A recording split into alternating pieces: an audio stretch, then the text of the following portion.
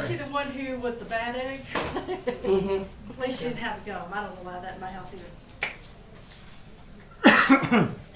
I forget we sometimes have weapons here. I'm an American, I want it, and I want it now. Does that sound even vaguely familiar? I hope not, but I know it does. I have a couple of questions to start today. What do a 4-year-old in school suspension in Texas, the underwear bomber of Christmas Day, and World War I have in common? Insular thinking, an ignorance of global proportion, and an inadequate perspective. Insular thinking, I'm an American. An inadequate perspective, I want it, doesn't matter what anybody else wants. And a global lack of ignorance, I want it now. That's what makes us ugly Americans wherever we want to go.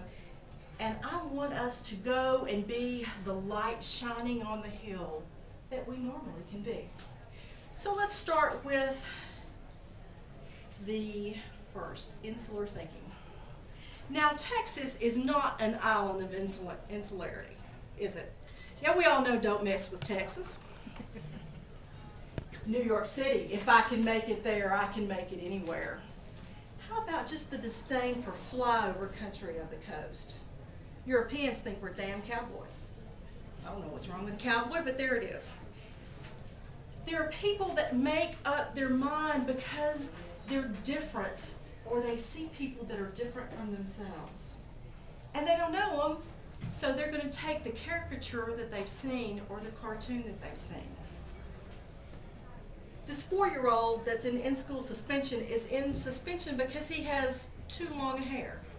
It gets in the way of the paste, and it gets in his buddy's way. The teacher said, okay, would you please braid it? And the mom says, nope, not going to do that. We're going to leave it long. It's in the way. He has to go to in-school suspension. But they're Americans, dadgummit, and they can wear their hair any way they please. Right? Maybe. What they're forgetting as well is that long hairs of today are the skinheads tomorrow. Let's be a little rebellious. I wore my hair long as a child. I'm not going to have any as I grow up. So this insular thinking, we don't want to do it, but if we think about other things around us, then life goes on so much better. And how can we change that? How many of you surf the web on a daily basis? How many of you read global newspapers? Good. How many of you can even go click on, did you know that CNN has a global front page instead of just a national front page? And it's amazing what happens in the world that does not make the NBC nightly news, or ABC or CBS, and we're not even going to go to the others. Learn what else is going around. Who's the Prime Minister of Canada? Who's the President of Mexico? Is Sarkozy a president or a prime minister? And why should that matter to us? Well, we share borders with Canada and Mexico. We better be concerned with what's going on there. And France is our longest ally. And for those of you who are thinking instead of listening to the speech, it's Stephen Harper, Felipe Calderon, and it's President Sarkozy. We need to know that. We need to read the papers. We need to know what else is going on. In the Vancouver paper yesterday, there are a group of 10 imams who have issued a fatwa against the terrorists because they say in America and Canada, Muslims have more of a right to worship and to school their children than anywhere else.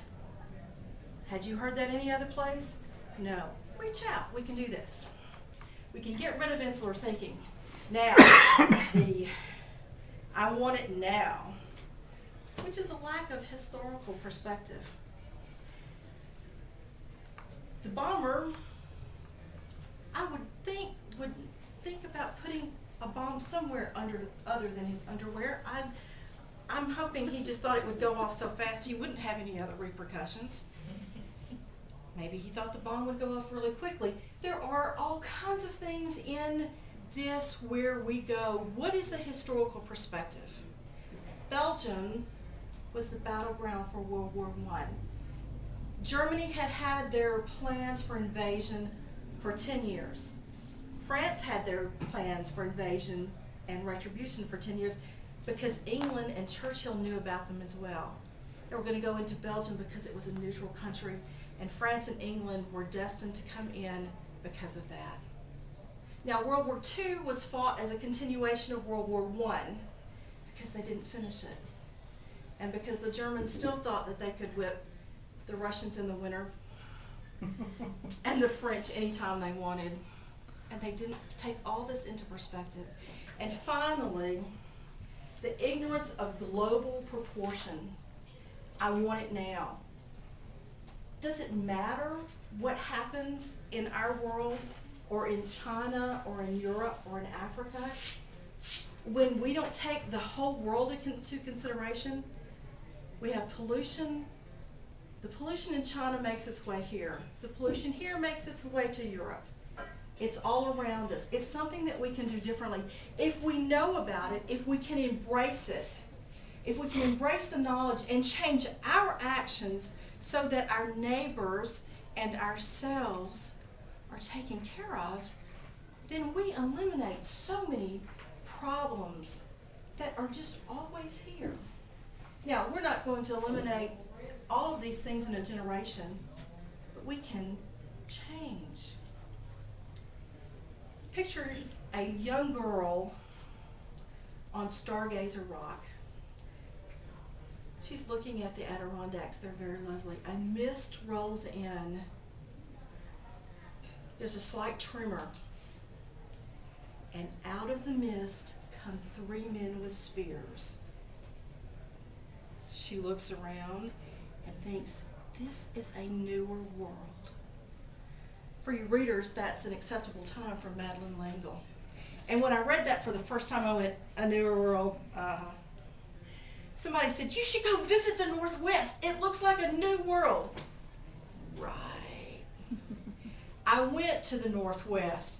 It's a new world, guys. The skies are bluer, the trees are greener, and so much taller and bigger, and it's just overwhelming. And the mountains are sharper and craggier than the Smokies that I'm used to. So I'm saying, let's go to that new world. Let's see other things, and then we'll know how to handle those guys with spears.